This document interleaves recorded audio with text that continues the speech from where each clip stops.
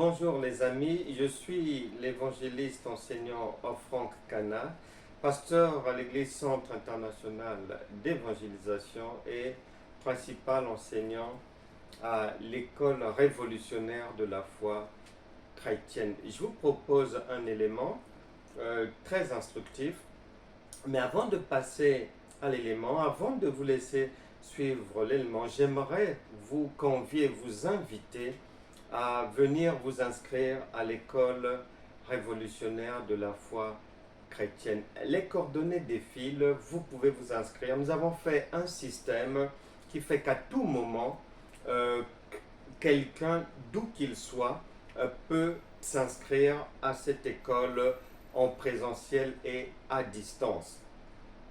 Bien aimé, beaucoup de chrétiens souffrent. Beaucoup de pasteurs, docteurs, apôtres, brebis, prophètes, prophétesses, évangélistes et autres souffrent. La Bible déclare faute de connaissance. Beaucoup de brebis souffrent. Les vies des chrétiens en général tournent en rond. Et la parole insiste toujours. Faute de connaissance. Osée chapitre 4, verset 6. Le Seigneur Jésus insiste en disant, vous connaîtrez la vérité et la vérité vous affranchira. Jean chapitre 8, verset 32. Il insiste encore dans sa parole, en Jean chapitre 17, verset 3, en disant que la vie éternelle, c'est-à-dire la vie à succès, à réussite, avec une bonne santé, une bonne position sociale, des enfants qui viennent au moment convenu, qui réussissent dans les études, un sommeil paisible, agréable, cette vie-là, Jean chapitre 17, verset 3, dit que la vie éternelle, c'est qu'ils te connaissent, toi, le seul vrai Dieu. Et plus loin, la parole déclare que l'onction divine, c'est la connaissance. Bien-aimé, je connais beaucoup de gens, que ce soit des serviteurs, des servantes de Dieu, ou des brebis lambda dont les vies tournent en rond. Pourquoi? Parce que les enseignements qu'ils dispensent ou qu'ils écoutent sont des enseignements de l'école maternelle d'enfants. Or, Hébreux chapitre 5, verset 12 à 13 nous invite à grandir dans la foi, dans la connaissance, à passer de l'étape d'enfant à celle d'adulte. Et 1 Corinthiens chapitre 13, verset 11 nous apprend que lorsqu'on est enfant, on dispense les enseignements des enfants et pour les enfants. Et avec une connaissance d'enfant.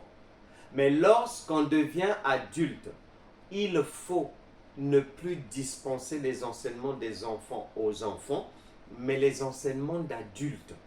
Or, ces enseignements-là sont appelés la foi, la connaissance de Dieu, la connaissance du Seigneur Jésus. La vie éternelle, c'est qu'ils te connaissent, toi, le seul vrai Dieu. Je connais des servantes, des serviteurs, des gens qui sont dans le Seigneur depuis 15-20 ans, qui ont même fait beaucoup d'églises, qui ont enseigné longtemps, mais qui sont toujours dans l'adultère, dans l'impudicité, d'une manière cachée, dans des péchés cachés. Parce que les enseignements qu'ils dispensent, ou les enseignements que les brebis écoutent, sont des enseignements de la maternelle, de la maternité, qui ne peuvent pas permettre à celui qui les écoute de devenir adulte, souverain et de passer du niveau d'enfant, c'est-à-dire d'esclave, à celui d'héritier qui est conscient de son héritage. Galates chapitre 4, verset 1. Raison pour laquelle je vous invite tous à vous inscrire afin de passer de l'ombre à la réalité par la connaissance authentique du Seigneur Jésus-Christ. Vous êtes les bienvenus, apôtres, docteurs, pasteurs, évangélistes, prophètes, diacres, diaconesses, bergers, évêques. Vous êtes les bienvenus. Les brebis sont les bienvenus. Quiconque est le bienvenu à l'école révolutionnaire de la foi chrétienne. Inscrivez-vous Et en attendant, je vous laisse suivre cet élément et sachez que les inscriptions sont ouvertes tout au long de l'année. Notre système est bien huilé et permet à quiconque de pouvoir rattraper les enseignements précédents en recevant tout ce qu'il faut. Que Dieu vous bénisse. Je vous laisse maintenant suivre cet élément et à très bientôt.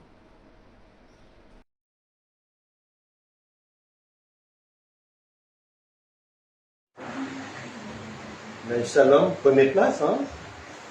Prenez place, bonjour à tout le monde. Bienvenue dans notre repas du Seigneur d'aujourd'hui. On se partage dans cette communion fraternelle et qui se passe toujours autour du repas du Seigneur, qui est un self-service. Chacun, lorsque la parole est distribuée, mise à table, doit se servir à sa guise. Et la Bible déclare que lorsque la manne tombe, celui qui en prend même une petite poignée dans la main, en a suffisamment pour résoudre ses besoins du jour. Et celui qui en prend beaucoup aussi, n'en a pas en excès. Il y a de quoi. Donc, que ce soit l'un ou l'autre, c'est suffisant. Et la femme syro-phénicienne a dit au Seigneur Jésus que même les miettes qui tombent de la table des enfants, ce pain-là, les miettes de ce pain de vie sont suffisantes, même si ce sont des miettes, pour résoudre tous nos problèmes. Donc, Maître, nous n'avons pas de difficulté avec ça. Nous attendrons que ça tombe de la table des enfants. Donc, nous aussi, on n'a pas besoin de nous compliquer la vie. Nous savons que ce médicament qui est le pain de vie, la plus petite des portions, elle résout tous les problèmes de la vie, à condition de comprendre ce que la parole dit. Et aujourd'hui, nous parlons de ce que j'intitule « Pratiquer réellement la parole faite chair ». Pratiquer réellement la parole faite chair. Et je vous prie d'écouter divinement, avec beaucoup d'attention. Non pas comme le font les chrétiens habituellement, à la légère, à la sauvette, non, mais d'une manière vraiment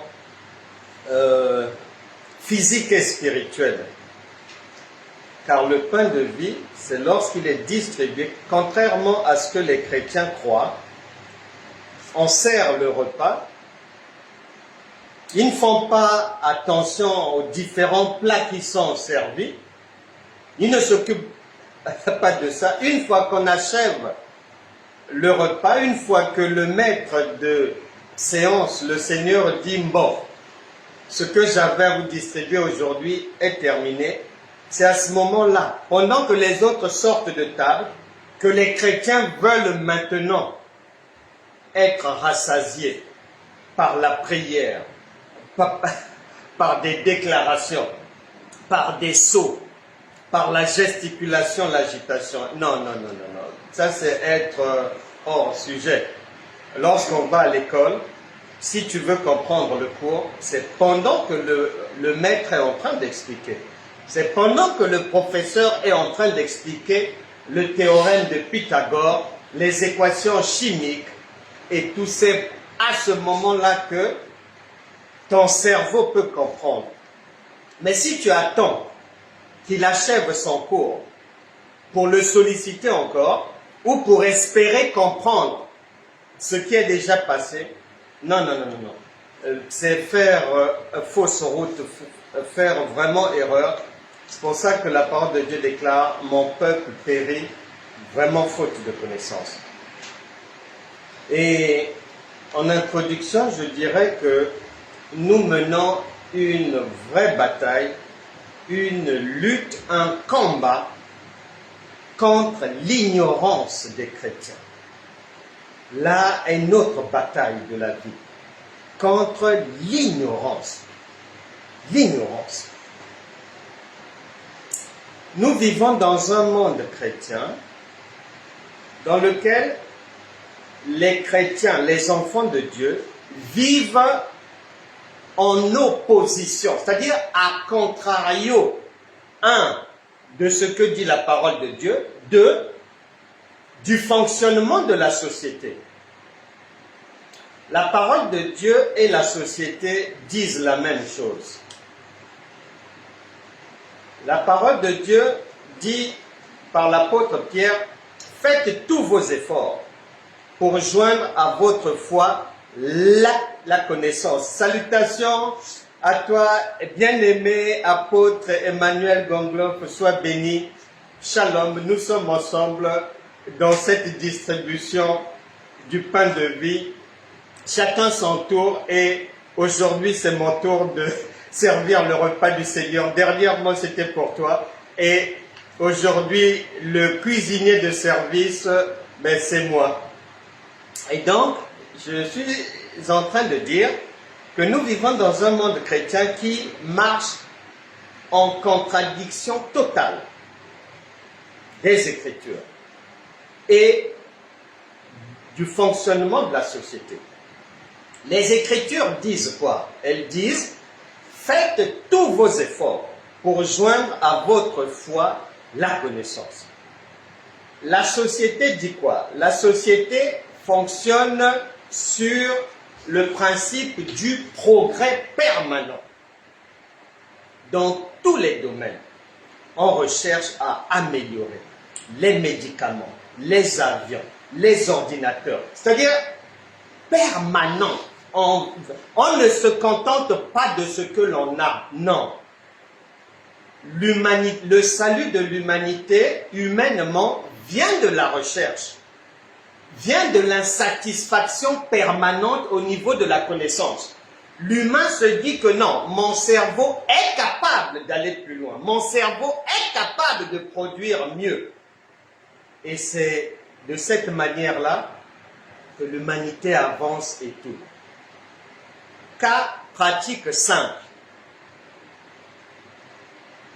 Lorsque nous allons à l'école, que ce soit au CM2, CM1, 6e, 5e, peu importe, en formation, peu importe, cours du permis de conduire, etc., etc., stage d'infirmière, stage de ceci, formation pour un CAP en mécanique, ceci, cela. Le principe est universel, il est le même.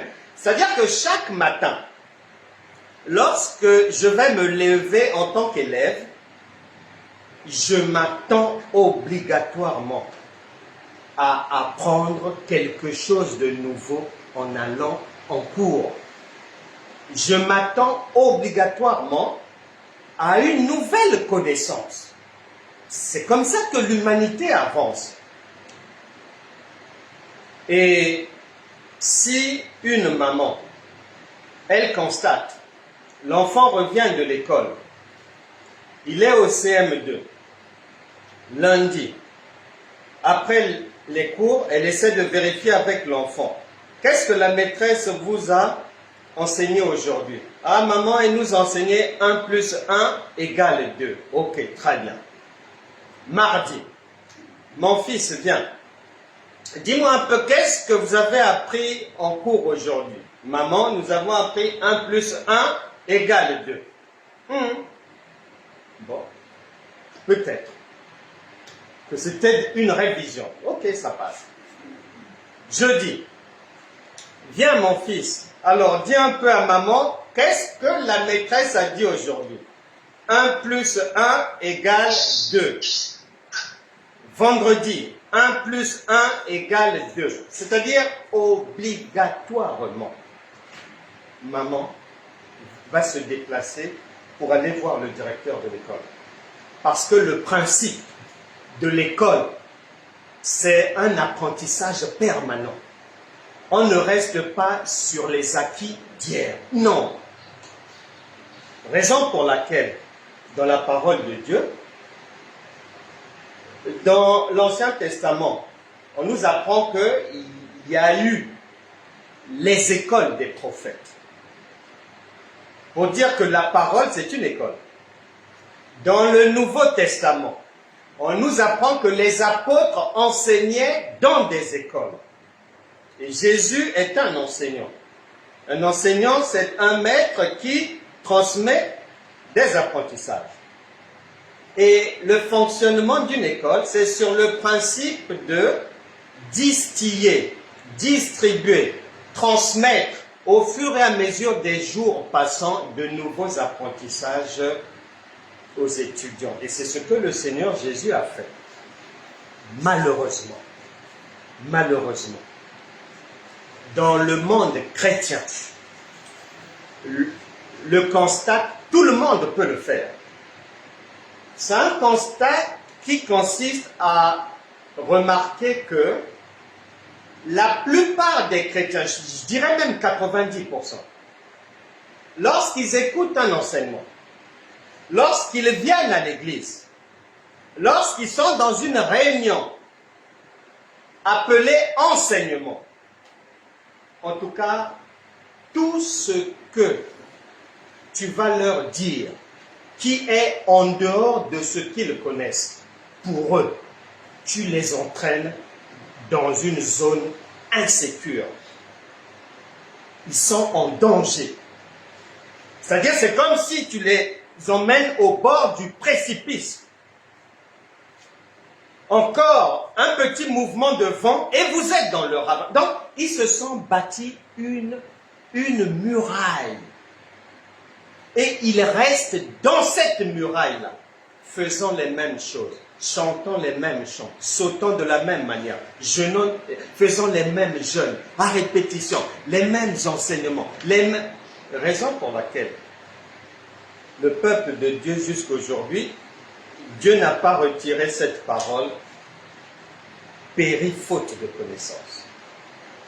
Ils ne savent pas que lorsque tu es dans une zone où vous faites les mêmes choses, tu te retrouves en insécurité. Et l'apôtre Pierre pensait avec ses amis, Luc chapitre 5, versets 1 à 6, il pensait que faire comme tout le monde, rester dans ce qu'ils savaient déjà faire, leur méthode de faire la pêche, l'intelligence maritime qu'ils avaient, ils pensaient que en se contentant de ce qu'ils savaient déjà faire, ils allaient obtenir le salut et jouir des fruits de leur travail. Quand le Seigneur Jésus arrive, il leur demande, alors, ils disent non, maître, on ne comprend pas.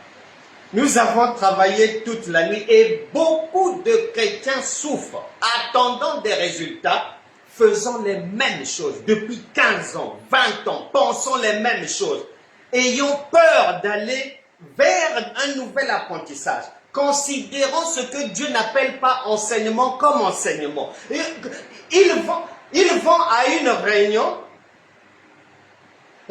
appelée enseignement. Dans cette réunion d'enseignement, 30 minutes louange et adoration, 5 minutes où vous êtes 4 ou 5, chacun partage un verset biblique, 5 minutes à chacun, et on boucle par 1 heure de prière. Il rentre à la maison, il dit à sa femme que tu viens d'où? Oh non, on avait un enseignement à l'église. Non, faux et archi faux. Mon peuple périt faute de connaissance. L'objectif de la maison de Dieu, l'objectif du pain de vie, c'est un pain qui n'est ni rassis, et c'est pas le même tous les jours. C'était pas la même manne qui tombait, mais non, renouvelé tous les jours. La Bible déclare à chaque jour suffit sa peine, c'est-à-dire il y aura de nouvelles choses. Et les chrétiens ont du mal avec ça. Et après, ils font des dépressions spirituelles. D'autres quittent les églises. Parce que fatigués, essorés, du fait qu'ils n'ont pas compris que faire les mêmes choses, manger le même plat pendant 5 ans. Oh, avant 5 ans, tu es à l'hôpital. avant 5 ans, tu es à l'hôpital. Si tu aimes les épinards saupoudrés de sardines, 3 semaines, ça va. 1 mois, ça va. Mais si tu veux faire ça pendant 1 an, 2 ans, 3 ans, 4 ans, c'est à l'hôpital. Et la parole de Dieu, c'est pareil. Et aujourd'hui, nous allons voir un aspect de la parole intitulé « Pratiquer réellement la parole faite chair » et nous avons des objectifs clairs. Et ce sont les objectifs de Dieu qui ne changent jamais. Matthieu chapitre 10, versets 7, 8. Que les morts ressuscitent. C'est-à-dire toute personne ici, au son de ma voix, en train de manger la parole de vie, toute difficulté que tu as dans la vie, peu importe là où elle se trouve, si tu manges bien la parole de vie, c'est-à-dire si tu comprends le conseil de Dieu, tu vas avoir la solution à ton problème. Les morts ressuscitent, les aveugles doivent voir. C'est-à-dire que si tu ne voyais pas Dieu à travers le repas d'aujourd'hui, tu vas mieux le voir. J'ai aimé, je parlais avec un frère,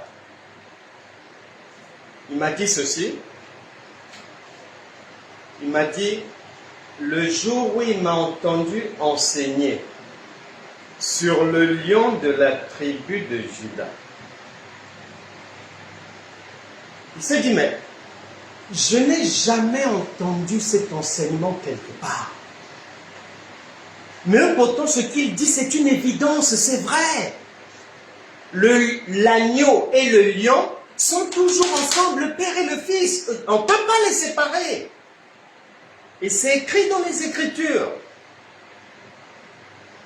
Donc, si ce frère-là a été délivré des ténèbres de l'ignorance, en mangeant, en écoutant la parole.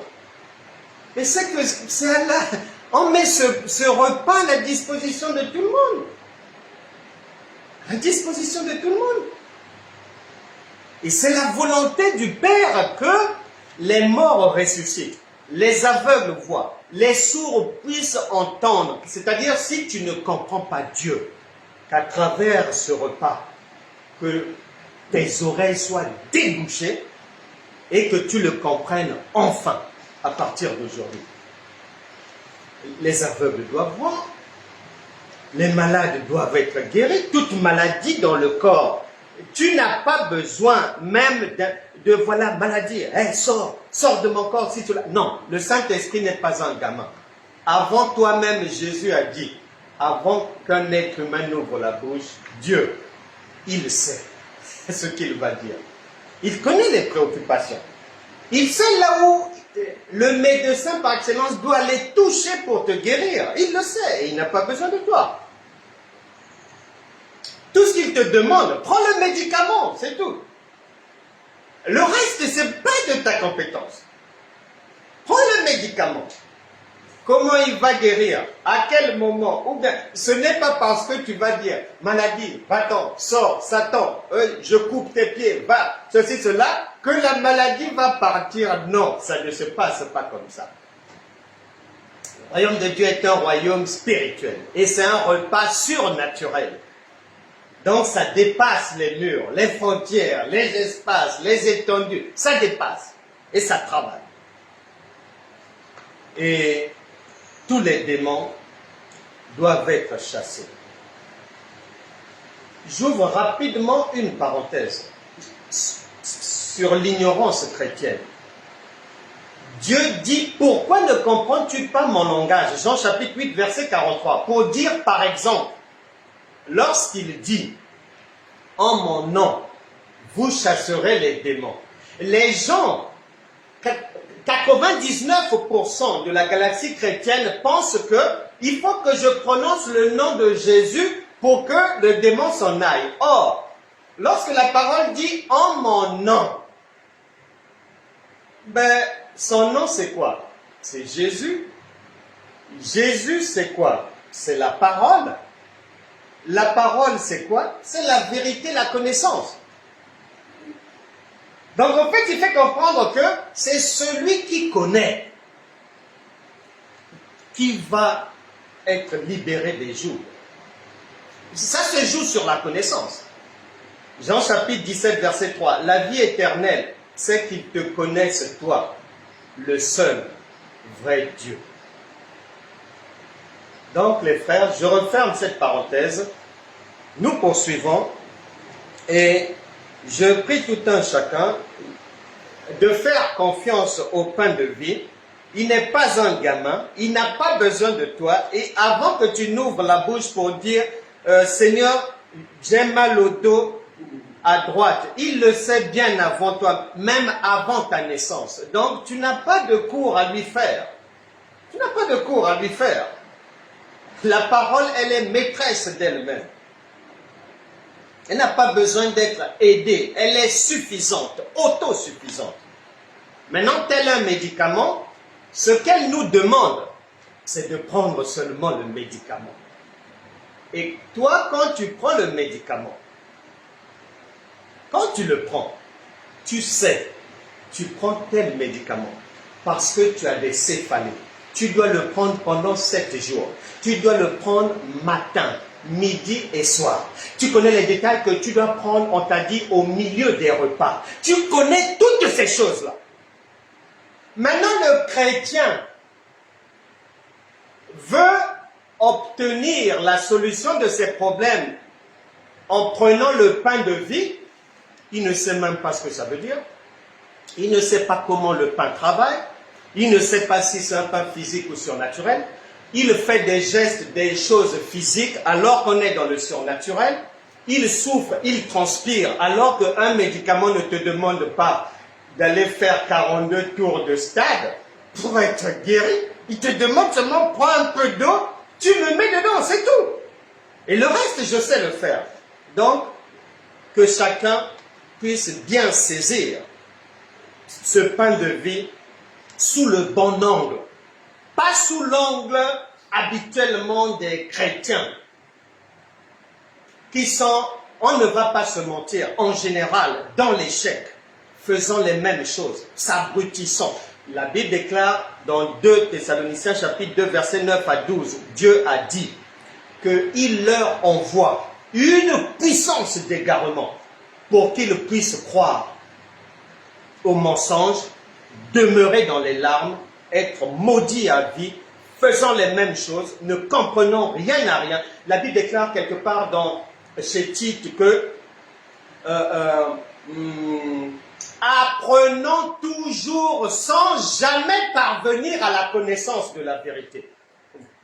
Voilà, sont les chrétiens maudits. Apprenons toujours sans jamais parvenir à la connaissance de la vérité. Pourquoi? Parce que ce qu'ils appellent enseignement, ce n'est pas l'enseignement et ça ne donne pas la connaissance. Entrons maintenant dans le vif de notre sujet. Après cette introduction, nous parlons de pratiquer réellement la parole faite chair. Alors, sœur Lisa, tu vas me lire d'abord Genèse chapitre 1, juste le verset 1.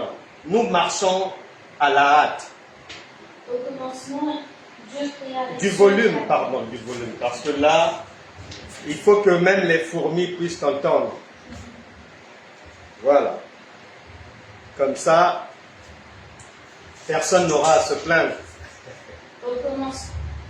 Genèse chapitre 1, verset 1. Allons-y.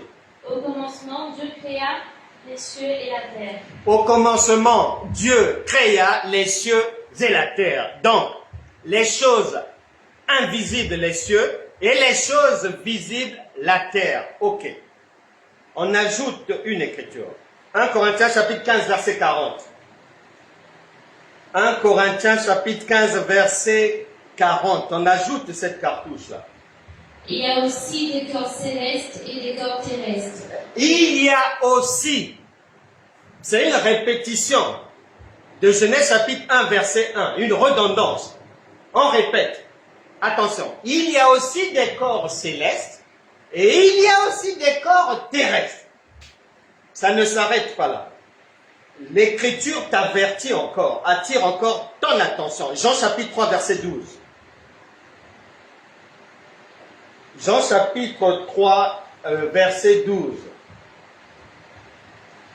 Si vous ne croyez pas quand je vous ai parlé des choses terrestres, comment croirez-vous quand je vous parlais des choses célestes? Si vous ne croyez pas, quand je vous ai parlé des choses terrestres d'en bas, mais comment vous pourrez croire quand je vais vous parler des choses invisibles? Nous poursuivons. C'est-à-dire, le Saint-Esprit ne lâche pas ces deux rails du train. Le Saint-Esprit ne les lâche pas. Les cieux, la terre. Corps céleste, corps terrestre. Parole terrestre, parole céleste. On continue. Jean chapitre 8, verset 23. Évangile de Jean chapitre 8, verset 23. Vous êtes d'en bas, et moi je suis d'en haut. Et vous êtes de ce monde, moi je ne suis pas de ce monde. Vous êtes d'en bas, et moi je suis d'en haut. C'est une parole synonyme de toutes les adresses bibliques par lesquelles on vient de passer. Genèse chapitre 1, verset 1. 1 Corinthiens chapitre 15, verset 40. Jean chapitre 3, verset 12. Toutes ces paroles-là sont synonymes de Jean chapitre 8, verset 23. Et on peut en ajouter. Mais pour aller vite, comme nous avons toujours l'horloge devant nous qui tourne, je vais synthétiser ces Écritures en disant ceci. Écoute bien.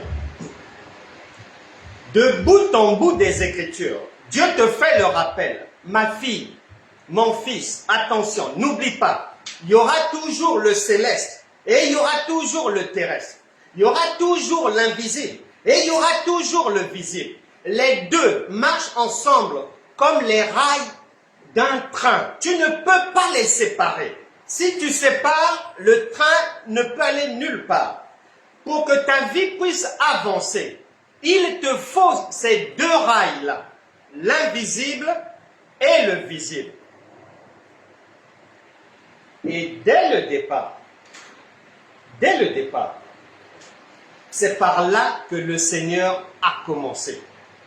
Que au commencement, Dieu créa les cieux et la terre. Pour dire qu'au commencement de toutes choses, tu dois bien le savoir, l'invisible va toujours précéder le visible, obligatoirement.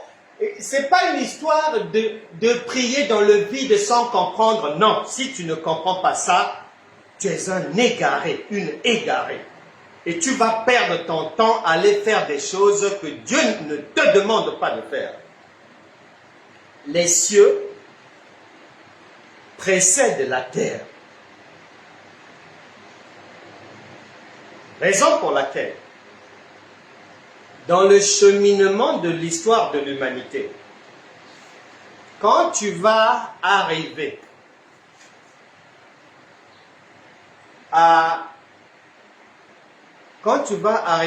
au Nouveau Testament, tu reçois l'information divine. Jean chapitre 1, verset 14. Que le Dieu esprit invisible, à l'œil nu, ayant constaté que en demeurant éloigné de l'homme physique, ce dernier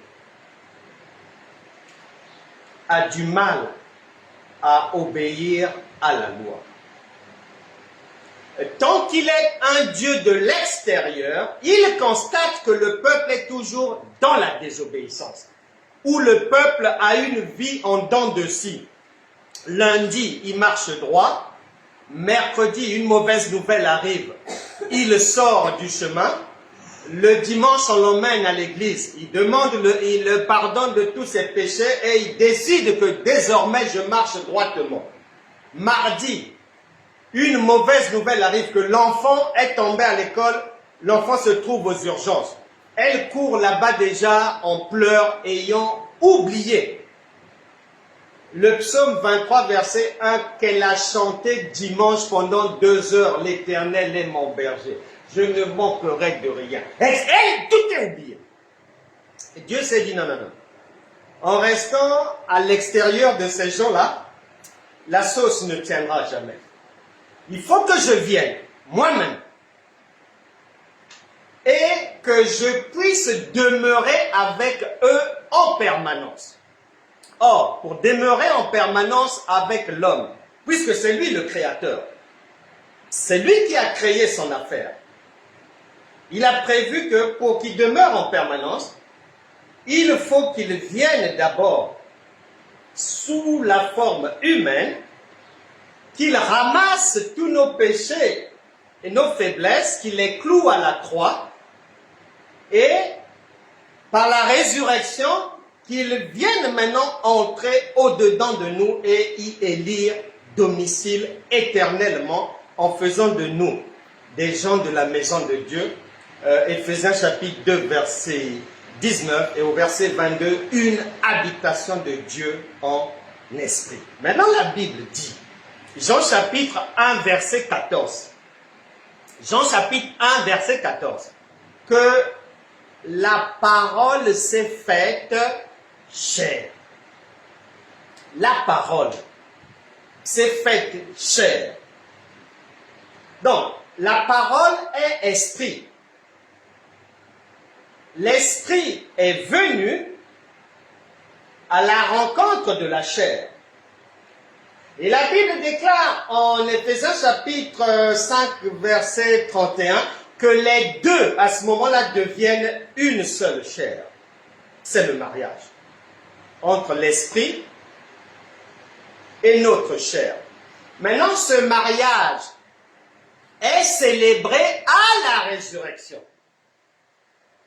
2 Corinthiens chapitre 5, verset 17, si quelqu'un est en Christ, il est une nouvelle créature, les choses anciennes sont passées, toutes choses sont devenues nouvelles. Dans l'autoroute que nous prenons là, les choses anciennes veulent dire avant que je n'accepte le Seigneur comme mon Seigneur et Sauveur, j'étais 100% charnel. 100% charnel. Et chose nouvelle à ce moment-là veut dire, comme le Saint-Esprit vient maintenant demeurer en moi, c'est une nouvelle vie qui commence, qui démarre. Les choses anciennes, c'est-à-dire la chair, c'est-à-dire les tentations, c'est-à-dire les faiblesses, c'est-à-dire l'ignorance, c'est-à-dire les ténèbres de l'imbécilité, prennent fin. Parce que la parole elle-même, l'un des versets frères de Jean chapitre 1, verset 14, c'est 2 Corinthiens chapitre 5, verset 17. La parole, l'esprit, est maintenant venue au-dedans de toi. Elle s'est faite maintenant chair, dans la chair, encastrée dans la chair. Les deux deviennent une même chair. Tu vois bien que quand tu vois un train arriver, quand tu vois le train arriver, tu ne vois pas forcément où se trouvent les rails. Mais cependant, tu vois le train seul. Mais il marche comment? Parce qu'il est soutenu par le Père et le Fils. Il y en a deux. Il n'y a pas un seul. Il y en a deux qui permettent au train d'avancer. Il y a deux rails. Donc, pour dire ceci, tout enfant de Dieu, tout chrétien, la Bible déclare que personne n'a le droit de retrancher, d'ajouter à ce que Dieu a dit. Si Dieu dit, si tu veux me comprendre, si tu veux être sur la même longueur d'onde que moi, il faut que tu puisses avoir un équilibre, c'est-à-dire les choses physiques, tu essaies de comprendre, les choses spirituelles aussi, tu essaies de comprendre parce que ça marche ensemble. C'est la parole et la chair. C'est la parole est dans la chair. C'est la parole faite chair. Lorsque je vais prononcer, par exemple, si je cite, par exemple, Luc chapitre 1, verset 37, rien n'est impossible à Dieu. Eh bien, ce que je suis en train de faire là, je suis en train d'exprimer, de rendre visible la parole faite chair. Parce que la parole est esprit. La Bible déclare Dieu est esprit. Donc, tout enfant de Dieu, dans sa compréhension des Écritures, s'il ne comprend que les choses terrestres, c'est-à-dire s'il ne comprend les Écritures que comme un roman, un magazine, un journal, hors sujet, Jésus te dit, le compte n'y est pas. Ça, c'est l'égarement total. Ça, c'est la loi. Ça, c'est la vie de l'esclavage, la vie d'avant. Ça, tu vas souffrir avec ça. Il te faut le côté spirituel que la parole apporte, l'esprit de vie, qui vient maintenant avec Matthieu chapitre 11, verset 28. Venez à moi, vous tous qui êtes fatigués et chargés, et je vous donnerai du repos. Maintenant, le venez à moi de Dieu n'est pas physique. Dieu parle tantôt d'une manière, tantôt d'une autre. Le venez à moi de Dieu, le venez à moi des hommes. J'appelle Julien. Julien vient. Il vient physiquement, on le voit arriver. Mais nous sommes prévenus qu'il y a une distance par Ésaïe chapitre 55, versets 8 à 9, entre nos pensées, notre compréhension, notre langue française et le langage de Dieu. Il y a une distance qui est égale à celle des cieux et de la terre. Ce qui veut dire que le venez à moi de Dieu, tantôt c'est toi qui viens physiquement vers moi, tantôt c'est moi qui vais faire mouvement vers toi, tantôt tu ne te déplaces pas. Moi je ne me déplace pas. Frère François est là-bas, tu lui demandes de m'emmener un stylo. Ce déplacement-là, c'est toujours le venez à moi de Dieu. Rien à voir avec le physique. Donc ce sont des choses à bien saisir. Toute compréhension des Écritures, basée uniquement sur les choses terrestres, sur une compréhension de l'école, une compréhension terrestre, Jésus te fait comprendre, tu es hors sujet, parce que moi je parle toujours en parabole. Donc, la parole faite chair, contrairement à ce que nous avons toujours appris, toujours entendu, ce n'est pas, ça ne s'arrête pas au niveau de « Ah, Dieu est venu vers nous et tout ». Ça ne s'arrête pas au niveau de la fiction. Non, non, non, non. Le chrétien réellement né de nouveau doit bien savoir ce que ça veut dire.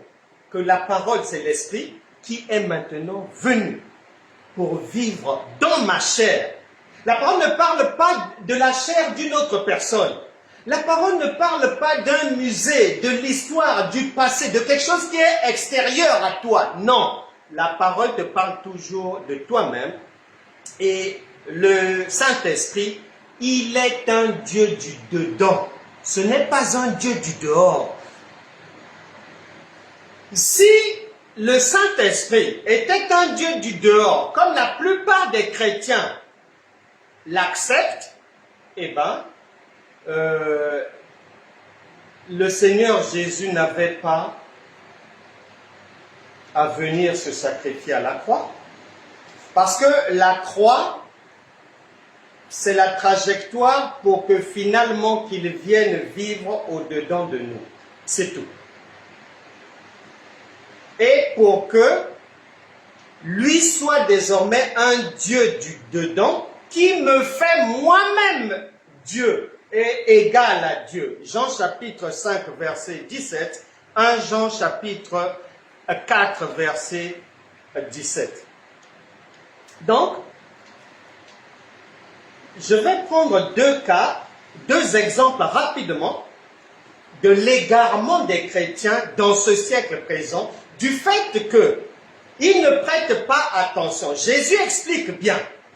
Il faut que pour que tu sois sur la même longueur d'onde que moi, que tu comprennes les choses physiques et les choses spirituelles.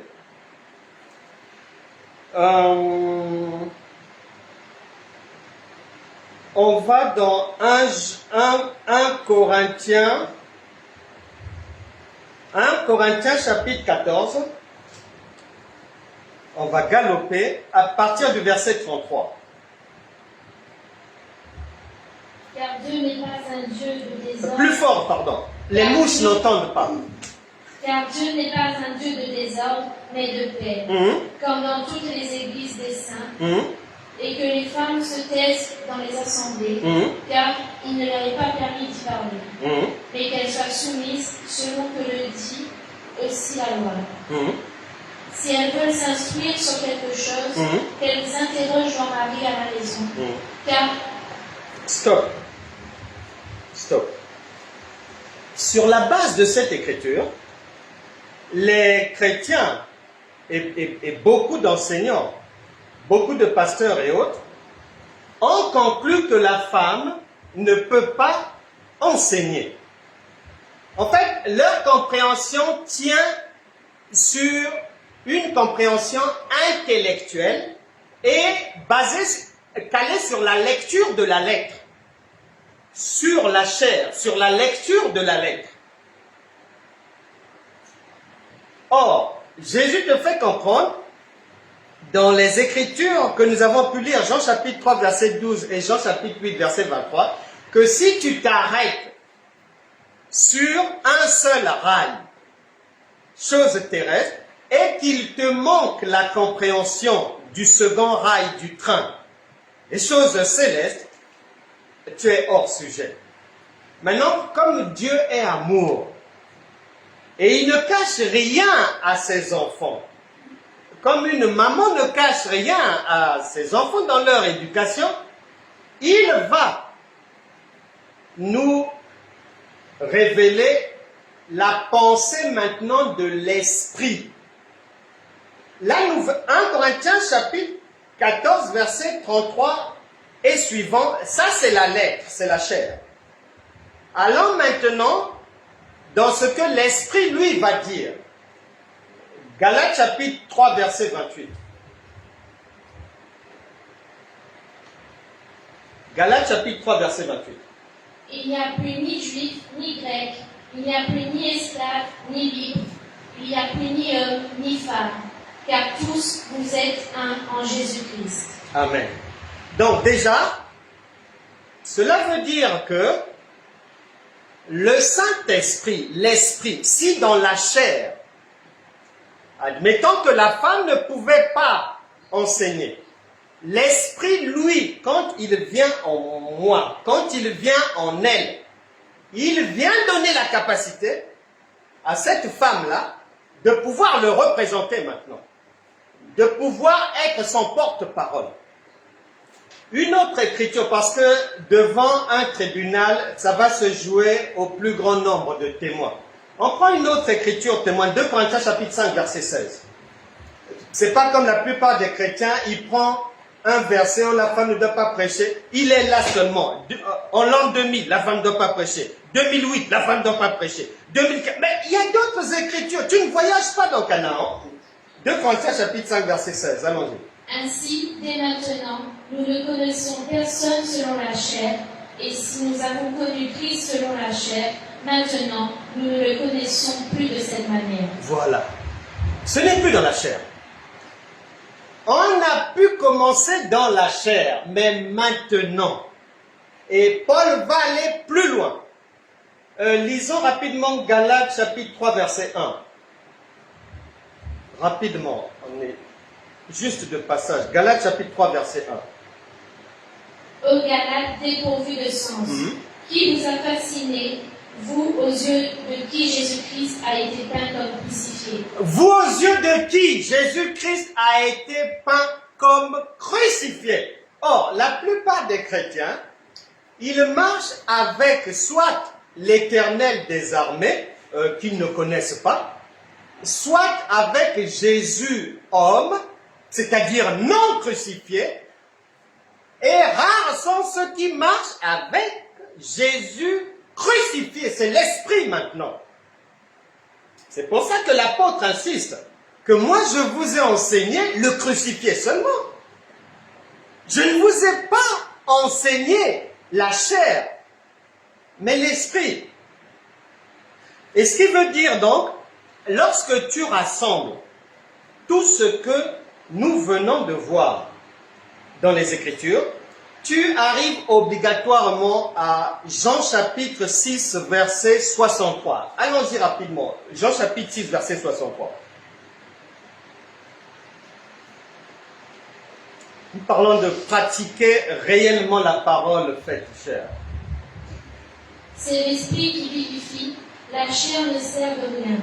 Les paroles que je vous ai dites sont esprit et vie. Amen. C'est l'esprit qui vivifie, c'est-à-dire le passage obligé. C'est ce que l'esprit dit. Ce que la chair peut dire, elle peut commencer. Elle peut poser les bases, mais il faut que l'esprit vienne valider, obligatoirement. Et ce qui veut dire que mes paroles sont esprit et vie, ça veut dire, mais il faut que l'esprit, quand on dit que la parole s'est faite chair, ce n'est pas de l'histoire, ce n'est pas de la préhistoire, non. Ça veut dire que la parole pour toi, enfant de Dieu, lorsque tu la reçois, lorsque tu reçois par exemple, voici les miracles qui accompagneront tous ceux qui auront cru, en mon nom, ils chasseront les démons. Marc chapitre 16, verset 17. C'est la connaissance que tu as de Dieu. C'est ce médicament-là qui va faire déguerpir la maladie de toi. Si tu veux, comme on le faisait beaucoup avant, parler, chasser les démons en parlant, cela ne t'est pas interdit. Mais les Écritures te font bien savoir que là, tu vas batailler dur parce que tu vas chercher à obtenir un résultat par la chair. Or, ce qui est spirituel et surnaturel, il n'y a aucune intervention de la chair dedans. Comme le médicament, lorsque tu le prends, il ne te demande pas d'intervenir quelque part. Lui-même, il va faire le travail. Donc, les paroles sont esprit et vie. C'est-à-dire, il faut que la parole que tu reçois, que tu prends dans la Bible, que tu la retrouves obligatoirement dans la vie des hommes, dans la société. Il faut, ce que Jésus explique, que cette histoire de la parole faite chair, ce n'est pas de l'histoire, ce n'est pas un roman, c'est-à-dire il faut que la parole que tu reçois, le pain que tu es en train de manger, change réellement ta vie. Tu dois retrouver ça dans la société. Maintenant, si tu ne retrouves pas ça dans la société, tu es en déséquilibre. Parce que 1 Corinthiens chapitre 14 verset 33 nous prévient que Dieu est un Dieu d'ordre. Et le Seigneur Jésus nous a déjà prévenu qu'il faut, pour que ça aille de l'avant, l'esprit dans la chair. Il faut les deux. Il faut les deux rails. Maintenant, quand tu viens dans la société, puisque Dieu est cohérent et que c'est un Dieu d'ordre, si moi je dis, la femme ne peut pas prêcher, Dieu ne se contredit jamais, il faut que dans cette société, que je ne retrouve à aucun endroit une femme en train d'enseigner les gens. Or, tu as des femmes reines, tu as des femmes chefs d'État partout, première ministre, PDG, ça commande partout. Là. Une multitude d'enseignantes à l'école primaire, au collège, à l'université, partout. est-ce que Dieu peut se contredire? Non. Quand Jésus dit, il faut qu'il y ait l'esprit et la chair, c'est-à-dire, si tu retrouves quelque chose dans la société, il faut que l'esprit vienne valider. Mais si tu retrouves seulement quelque chose à un seul endroit, et que là ça manque, non, laisse tomber, c'est pas bon. Non, non, non, non. Dieu est un Dieu d'ordre, il est équilibré. C'est pas possible que la parole faite chair dise quelque chose et que tu ne retrouves pas cette chose dans la société. C'est pas vrai. La Bible déclare: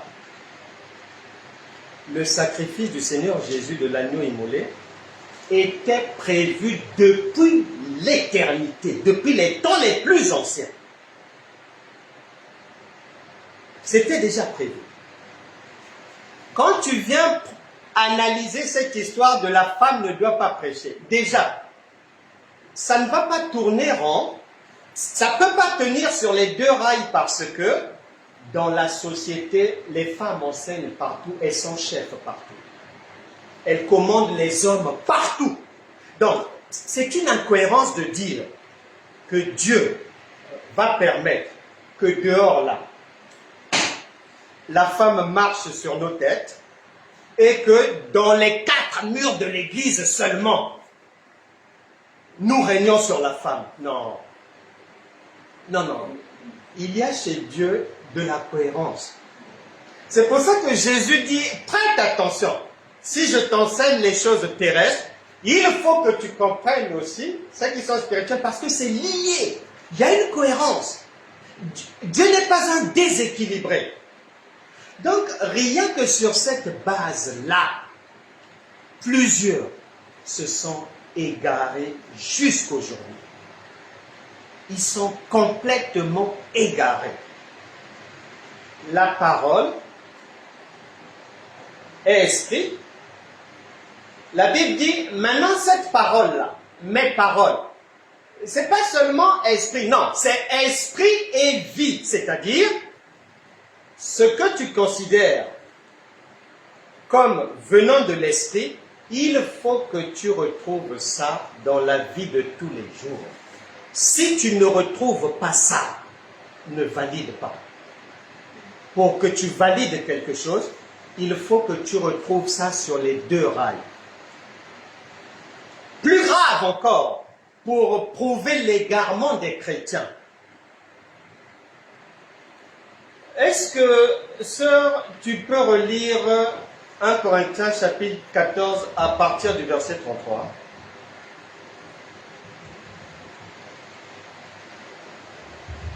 Car Dieu n'est pas un Dieu de désordre, mais de paix. Comme dans toutes les églises des saints, que les femmes se taisent dans les assemblées, car il ne leur est pas permis de parler, mais qu'elles soient soumises, selon que le dit aussi la loi. Si elles veulent s'inscrire sur quelque chose, qu'elles interrogent leur mari à la maison. Amen. Il est dit que si elles veulent s'inscrire, si elles veulent s'instruire sur quelque chose, qu'elles interrogent leur mari à la maison. Maintenant, écoute bien. Nous sommes en train de parler des choses de Dieu. Nous parlons du royaume de Dieu. Il est dit que si elle veut s'instruire, la femme, qu'elle interroge son mari à la maison. Or, les maris ne sont pas tous croyants. Qu'est-ce que le mari va apprendre sur les choses de Dieu à sa femme dans ce cas-là? Il y a des chrétiennes qui sont mariées à des musulmans. Quel enseignement il va prodiguer? Donc, Romains chapitre 12, verset 2. Ne vous conformez pas à ce siècle présent. C'est-à-dire, ne soyez pas trompés par l'égarement du siècle présent.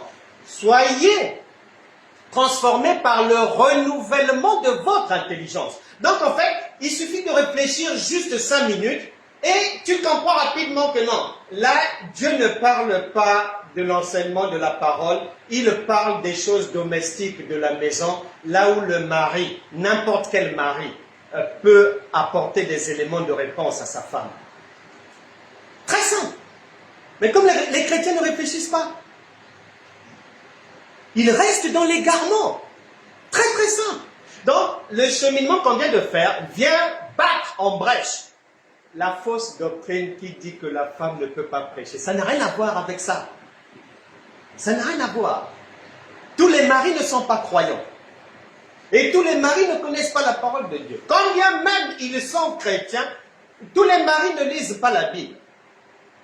Donc ils vont apprendre quoi à leur femme? Si leur femme leur pose par exemple la question, chérie, est-ce que tu peux m'expliquer la résurrection du Seigneur? Le mec, il est dans les bars. Il peut t'expliquer Amstel, Heineken, Mutig et tout. Oui, ça oui. Mais la résurrection du Seigneur, il ne peut pas, c'est pas de sa compétence. Donc, bref, l'égarement des chrétiens est vaste, plus vaste qu'un océan. Ça, c'est le premier exemple. Et tu dois donc savoir, nous n'avons pas le temps de ramasser un deuxième exemple, mais sache que des exemples comme ça, dans la parole de Dieu, ça foisonne. Et tu vas te rendre compte de l'égarement dans lequel les gens... J'ai aimé il y a quelque temps. Moi, je n'ai pas encore pris le temps de le faire, mais j'ai aimé, je l'ai même dit à ma femme, j'ai entendu un pasteur dire, il était sur la chaire, il a dit, j'ai pris le temps, j'ai relevé 51 choses, activités que nous faisons dans nos églises qui sont anti-bibliques. 51. Dira-t-il. Il a pris le temps. Parce que trop, c'est trop. On ne peut pas être autant enfoncé dans l'obscurité. Tout en baragouinant le nom du Seigneur. Et croyant que parce que je prononce Jésus, que non seulement c'est réellement Jésus et qu'il est là. Non. Nous devons sortir de l'égarement. Dans la parole faite chair, il faut aussi retenir que cette parole, quand elle vient dans la chair, l'objectif c'est de changer la vie. L'objectif c'est de changer la vie. La parole n'a pas un autre objectif que celui-là. C'est le changement de vie. Le changement de vie veut dire quoi?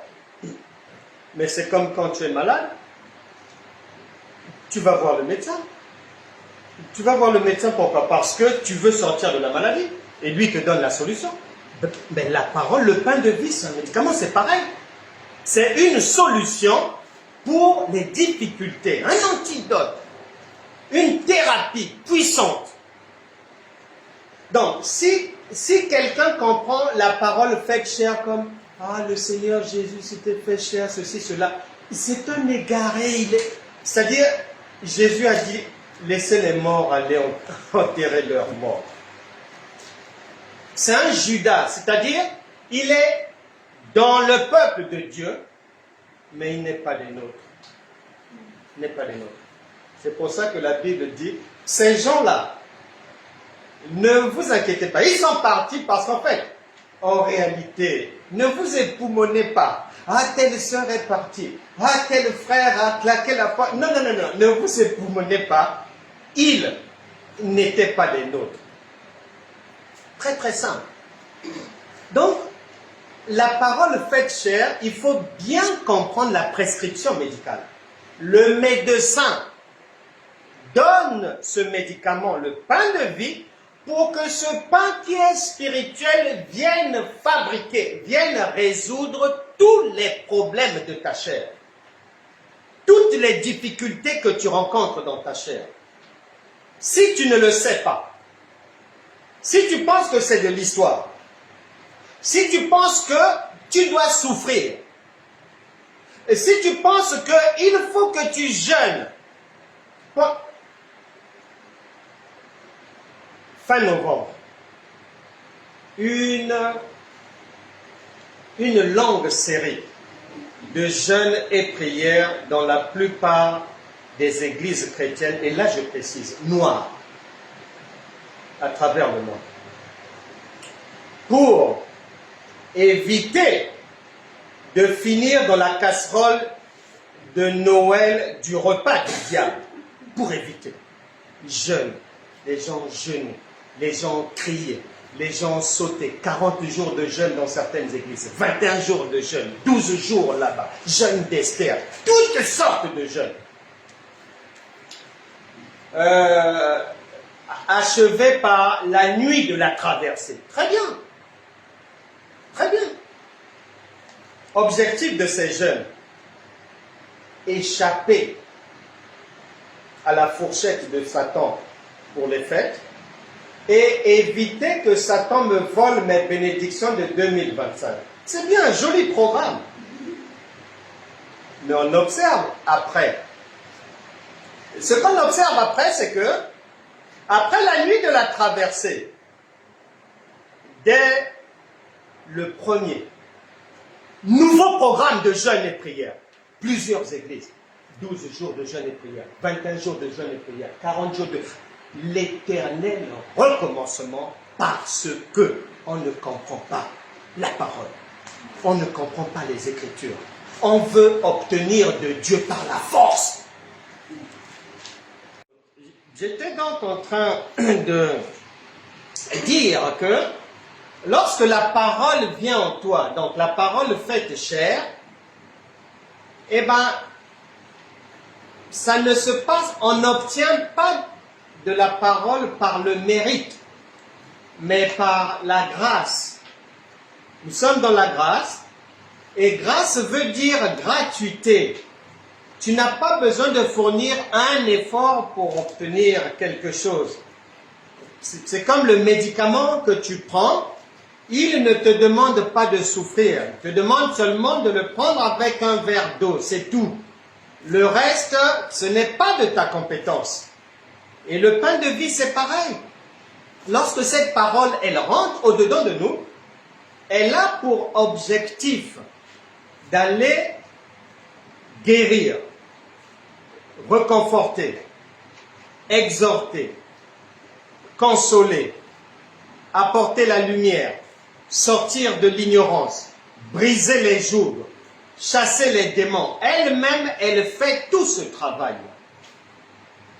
Une fois qu'elle est dans la chair, incrustée dans la chair, une fois que la parole fait une seule personne avec la chair que tu es et que je suis. Et donc, il faut que, non seulement que l'enfant de Dieu comprenne bien ce que veut dire la parole faite chair. En fait, il s'agit de toi-même et de ton alliance avec le Seigneur que l'on appelle mariage. Il s'agit de ton arrivée à 2 Corinthiens chapitre 5 verset 17. Tu deviens une nouvelle créature. Parce que tu n'es plus seul, c'est deux en un. Donc, il faut que la réalité de ta vie soit en même temps spirituelle et physique. Or, la plupart des chrétiens ont une marche uniquement charnelle. Et les activités qu'ils vont faire, ils pensent que c'est ce qu'on appelle les choses spirituelles. Non, ce sont des choses charnelles. Crier, sauter, chasser, faire des gestes, dormir par terre, ne pas dormir, mettre un foulard sur la tête, s'attacher les cheveux, s'abstenir de manger. Tout ça là, ce sont des choses charnelles, ça concerne la chair. Mettre une longue robe qui arrive jusqu'au sol là-bas, parce qu'il ne faut pas qu'on voit mes cuisses. Mettre des vêtements moiniques, comme des moines. Tout ça là. Ce sont des choses charnelles. Ça n'a rien à voir avec l'esprit. Même quand je me mets à genoux et que je suis en train de faire ce que les hommes appellent prier, bla bla bla bla bla bla bla. C'est quelque chose de charnel. Jésus n'a jamais demandé à quelqu'un d'aller faire ça à la maison, jamais. Jésus, quand tu observes le ministère de Jésus, tu observes les ministères des apôtres et des différents apôtres, tu vas bien te rendre compte. C'est réellement la parole faite chair. Réellement. Il n'ajoute pas. C'est pour ça que de bout en bout, les gens disent au Seigneur, en commençant par le centenier romain, ah, non, non, non, non, non. Dis seulement un mot.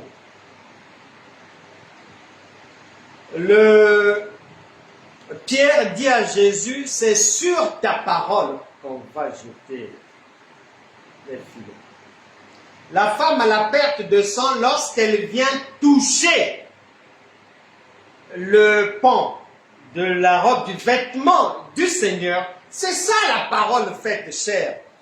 C'est-à-dire, elle, chair, est allée au contact de ce qui est spirituel. Puisque Jésus lui-même a dit, vous êtes d'en bas, moi je suis d'en haut. Donc elle est allée au contact de ce qui vient d'en haut. Et bien sûr, elle est allée au contact de ce qui vient d'en haut. Et le vêtement du Seigneur Jésus, c'est le vêtement du Seigneur. C'est comme toi, si tu laisses ta veste au travail, les gens vont dire, oh, ça c'est qui? Oh non, c'est Bernard qui a laissé ça. Tu es identifié même par ton vêtement. C'est pour ça que la Bible dit, revêtez-vous du Seigneur. Or, le revêtement du Seigneur, il te faut la parole qui est esprit, encastrée dans ta chair. C'est ça le revêtement de Christ. C'est ça le revêtement de Christ. C'est la bonne compréhension de la parole faite chair. Et que tu as la responsabilité, comme la parole est maintenant en toi, de la mettre en activité, de la mettre en action. Et cette parole, quand tu arrives à 2 Corinthiens chapitre 5 verset 17, si quelqu'un est en Christ, c'est une parole sœur de Actes des Apôtres chapitre 1 verset 8. Vous recevrez une puissance, puisque Christ est la puissance. Donc chacun doit bien avoir cela à l'esprit.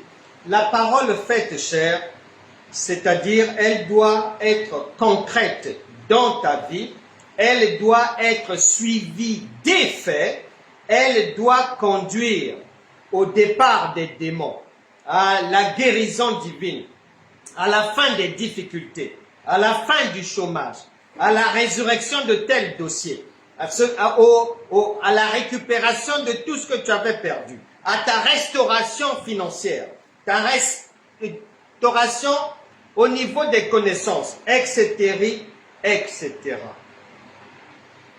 Maintenant, si la parole, les dangers, pour terminer, les dangers de ne pas avoir la parole faite chair en toi, au sens divin, eh bien les dangers, ma sœur, 2 Thessaloniciens chapitre, commençons par Actes des Apôtres chapitre 20 versets 28 à 31. Actes des Apôtres 20, 28, 31. Actes des Apôtres 20, 28, 31. Nous allons vers la fin de notre repas. Prenez donc garde à vous-même et à tout le troupeau sur lequel le Saint-Esprit vous a établi évêque pour paître l'Église du Seigneur, qui s'est acquise par son propre sang. Je sais qu'il s'introduira parmi vous, après mon départ, des loups cruels qui n'épargneront pas le troupeau, et qui s'élèvera du milieu de vous, des hommes qui enseigneront des choses pernicieuses, pour entraîner les disciples après eux. Veillez donc, vous souvenant que, durant 3 années, je n'ai cessé nuit et jour d'exhorter avec larmes chacun de vous. Amen. Le Seigneur Jésus a exhorté pendant 3 ans et demi. L'apôtre Paul lui aussi vient dire que moi aussi j'ai fait la même chose avec vous. Et je vous ai mis en garde contre les faux enseignements, contre la compréhension erronée des Écritures. contre la compréhension de l'école maternelle des Écritures, contre la compréhension bas de gamme, fausse, falsifiée des Écritures, que cette mise en pratique de l'ignorance ne peut jamais permettre à un chrétien de parvenir à jouir des résultats du mélange, du mariage entre la parole et sa chair. C'est pour cela que beaucoup de chrétiens souffrent. Lisons rapidement aussi, on ajoute 2 Timothée chapitre 4 verset 2 à 5. 2 Timothée chapitre 4 verset 2 à 5. 2 Timothée chapitre 4 verset 2 à 5. Prêche la parole, insiste en toute occasion, favorablement, reprend, censure, exhorte, avec toute douceur et en instruisant. Car il viendra un temps où les hommes ne supporteront pas la saine doctrine, mais ayant la démangeaison d'entendre des choses agréables, ils se donneront une foule de docteurs. Les gens se donnent une foule de docteurs. Ils ont la démangeaison d'entendre des choses agréables. Le chrétien ne veut entendre que ce qui va lui faire plaisir. Le chrétien ne veut entendre que ce qui va dans le sens de ce qu'il veut faire, de ce qu'il a prévu faire. Le chrétien ne veut entendre que ce qu'il connaît déjà. Il ne veut pas aller dans les eaux profondes. C'est pour cela qu'il souffre malgré les jeûnes, malgré les prières et tout le pataquès qui accompagne la vie chrétienne. 2 Thessaloniciens chapitre 2 verset 9 à 12 enfants. 2 Thessaloniciens chapitre 2 verset 9 à 12. L'apparition de cet impie se fera par la puissance de Satan, avec toutes sortes de miracles, de signes et de prodiges mensongers, et avec toutes les séductions de l'iniquité pour ceux qui périssent, parce qu'ils n'ont pas reçu l'amour de la vérité pour être sauvés. Ils n'ont pas reçu l'amour de la vérité pour être sauvés. C'est-à-dire, la vérité, ils ne l'aiment pas. Ce qu'ils veulent, c'est que Dieu les guérisse. Dieu leur fasse du bien. Dieu leur donne ceci. Moi, mes enfants, Seigneur, mon mari, Seigneur, mon sac à main, Seigneur, mes talents, Seigneur, mes vacances, Seigneur, mes enfants, Seigneur, la place de l'enfant à la crèche, etc., etc. Mais, pas concernés par la vérité, pas concernés par ce que la parole dit que on marche avec Dieu par la connaissance, pas concernés par ça, mais concernés par le bruit, le vacarme, faire des choses sans comprendre, faire des choses sans réfléchir, des choses qui n'ont ni tête ni queue. C'est pour toutes ces raisons. Lorsqu'on ne comprend pas la parole de Dieu, lorsqu'on ne comprend pas ce que veut dire la parole faite chair, lorsqu'on ne comprend pas que la parole faite chair, c'est toi-même avec le Seigneur qui est désormais en toi et que tu dois apporter les preuves de votre mariage. La guérison, la vie qui réussit, le mariage, les avancées, la délivrance, bon sommeil, bon projet, de bons conseils et tout. Bien-aimé, pour finir, je dirais seulement ceci, que si quelqu'un se dit enfant de Dieu et que déjà qu'il est ignorant de ce que nous venons de manger comme repas ce matin, en tout cas, ça va jeûner, ça va prier, ça va faire les mêmes choses pendant des années pour ramasser les miettes seulement de la vie. Que même les païens ont 1000 fois mieux que ça, sans connaître Dieu. Parce que Dieu est amour. Il a déjà béni tout le monde. J'ai écouté j'avais écouté une femme chrétienne de très longue date, convertie depuis plus de 30 ans.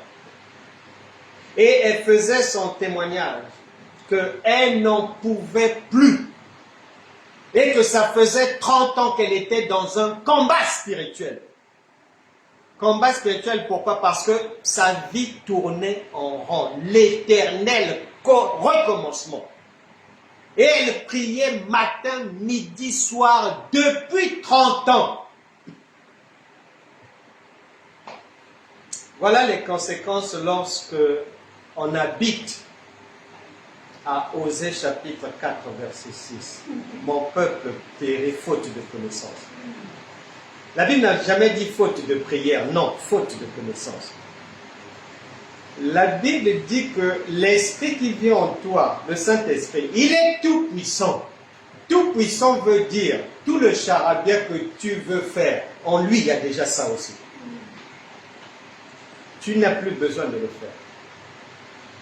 J'ai aimé cette semaine, j'ai écouté et j'ai partagé avec ma femme un PDG, cigare en main, et on lui pose la question de comment est-ce que la conjoncture est bonne ou pas, et il explique que non, il n'y a rien de facile, c'est difficile partout, mais c'est par le travail qu'on y arrive à voir ses affaires se développer, ceci, cela.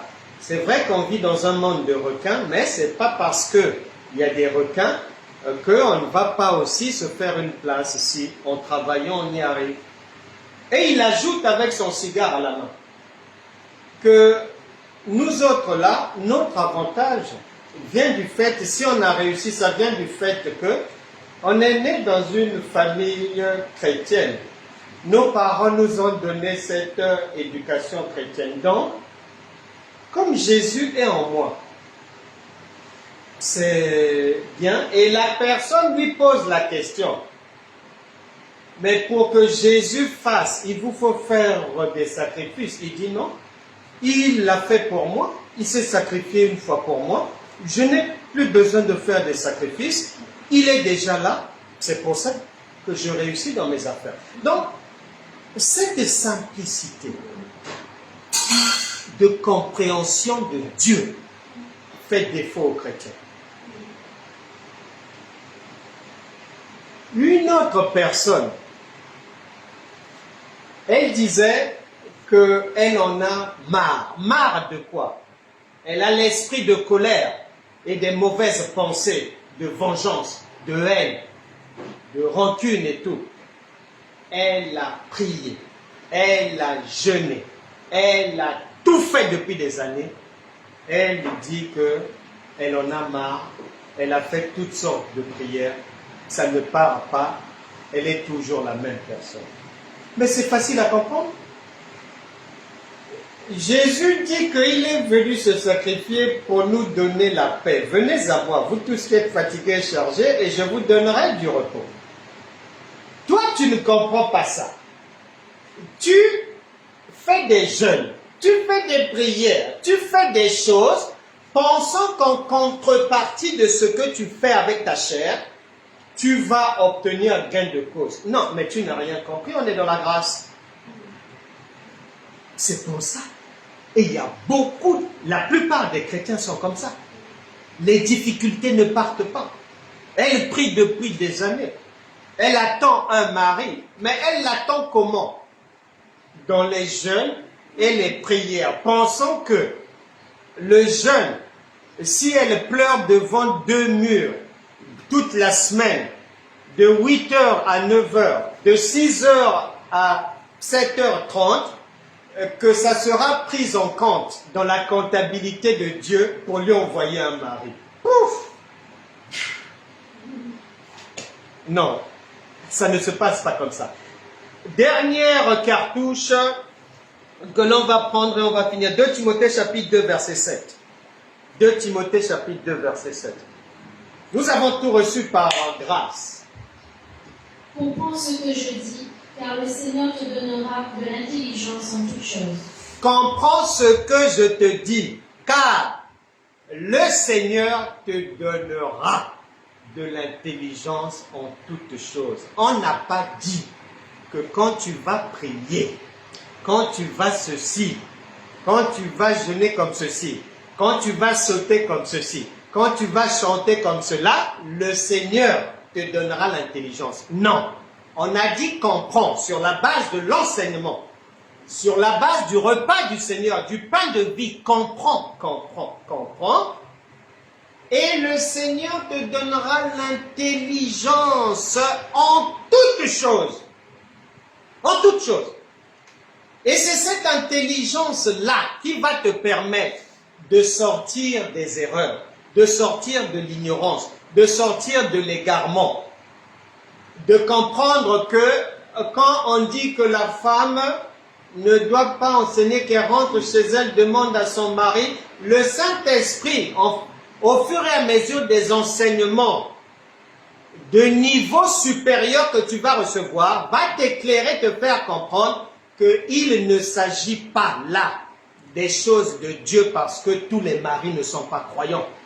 Tous les maris ne connaissent pas les choses de Dieu. Tous les maris ne peuvent pas enseigner leurs femmes sur la divinité, sur la vie éternelle, sur la croix, sur le sacrifice du Seigneur, sur la résurrection. Tous les maris ne peuvent pas. D'ailleurs, ils sont combien qui peuvent enseigner leurs femmes sur les choses terrestres et les choses célestes. Donc, c'est cette intelligence-là qui nous préserve de l'égarement, de la fausseté, de la folie, des échecs et du tourner en rang permanent dans la famille chrétienne. C'est cette intelligence-là qui nous met à l'abri de ces choses, conformément à 2 Timothée chapitre 2 verset 7 et à Romains chapitre 12 verset 2. Seigneur, merci. Merci pour ce pain de vie qui est allé dans les tissus des corps, les membranes, les os, les méninges, les poumons, estomac, dans le sang, dans le nez, le cerveau, les neurones, les membres, les ligaments, les tissus. Enlever tout ce qui ne va pas. Que la guérison divine saisisse tout un chacun. Plus de diabète, nous en sommes sûrs. Plus de tumeurs cancéreuses. Plus de sida. Plus d'hépatite. Plus de sclérose. Plus d'insuffisance. Plus de crise d'anévrisme à venir. Annuler tout ça. Plus de sciatique. Plus de douleurs lombaires. Plus de douleurs aux jambes. Plus d'obésité. Plus de surpoids. Que cette parole atteigne les objectifs pour lesquels ce médicament a été pris. Dans les corps, les esprits, les cœurs, les âmes. Pas que, mais aussi au bureau, par les anges du Seigneur. Conformément à Matthieu chapitre 4, verset 11. Que ces anges, nous en sommes convaincus, qu'ils ont achevé leur travail pour faire du bien à chacun, résoudre tout dossier dans un tribunal, dans une administration, dans une école, dans une crèche, chez un employeur, à l'auto-école, partout, à la mairie, au cadastre, dans une agence immobilière, dans une banque. Nous sommes convaincus que le pain de vie vient d'atteindre les objectifs pour lesquels nous étions réunis à table pour rompre ce pain. Et que toute la gloire revienne à Dieu. Amen. Amen.